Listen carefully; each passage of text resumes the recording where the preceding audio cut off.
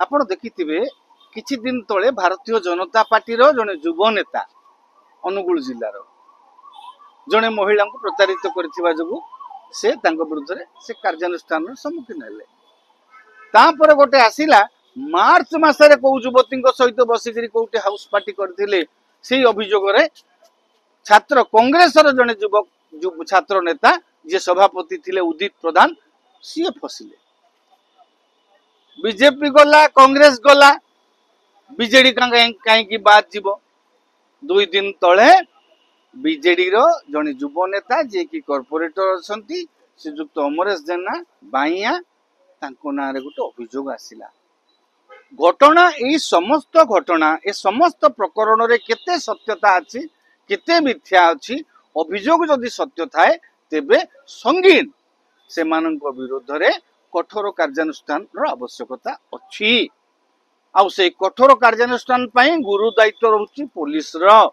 Police से अभियोग आधार रे प्रामाणिक तथ्य बा हमर जोटा एविडेंस एक्ट रे हम जो पूर्व जोटा एविडेंस एक्ट थिला जहां एडमिसिबल एविडेंसेस कोर्ट रे प्रोड्यूस करिकरी दोषी विरुद्ध रे दंड विधान करिया को पड़िबो।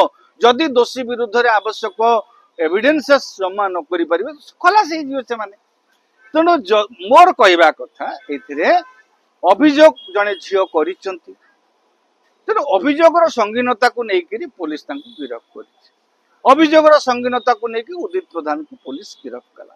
अभियोगर संगीनता लेकर बीजेपी रो युव नेता को पुलिस अनुगुण रे गिरफ्त कला। ठीक अछि जो अभियोग आसीछि निहाती भाबरे जदि सत्य हेइ थाए संघातिक सेमानक विरुद्ध रे कठोर कठोर कार्यानुष्ठान हेबा उचित नाइ। जदि यह सत्य न थाए प्रोसिक्यूशन चाहिए दोषी साब्यस्त करने अपोजिट से प्रमाणित करिवे जे ना से निर्दोष।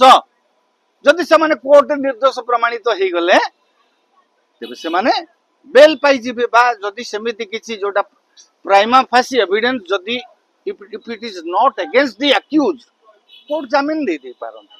बुझि परछन तो तेणु वर्तमान अपेक्षा करिबा जो अभियोगटा बाइया जेना विरुद्ध रे आसीछि तार सत्यता केते सत्यता तो किछिटा वीडियो तो पदारे बुलुची आमे भाबिबा किछि प्रामाणिक तथ्य निश्चित भाव रे पुलिस हाथ रे थिबो तथापि आखि की देखा जाउथबा सब कथा सत्य नुहे गोटे एभली एक कथा मध्य अछि।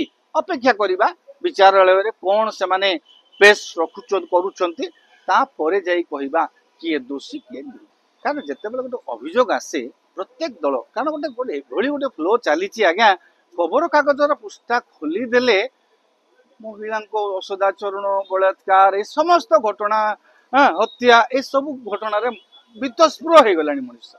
हाँ तेणु एभली परिस्थिति कौन गोटे दल केबे भी चाहिए रिस्क नबा पाई जेहेतु बीजेपी जमिति बीजेपी निलंबित करथिला कांग्रेस छात्र नेता भीतर अभियोग आसे गिरफ्त कले भी निलंबित कला बिजु जनता दल से आधार रे को निलंबित करिछि निज निज नहले काली कहितांते आमे तो करिथिलु तमे कलो नाही काहे की कांग्रेस प्रश्न पचारथांता भाई जेना को निलंबित करा जाउ नाही काहे की बीजेपी पचारथांता भाई जेना को निलंबित करा जाउ नाही काहे की से जेमिति प्रश्न करूथिले कार्यानुष्ठान काहे की होउनी से सही आधार रे जेमिति बीजेपी करथिला जेमिति बीजेडी कांग्रेस कला सेमिति बीजेडी मध्य अमरेश जेना को निलंबित करिछि।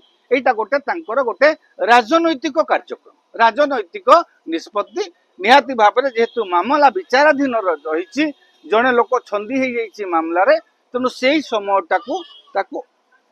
कौन पदपदवी न रखा प्रत्येक दल चाहती।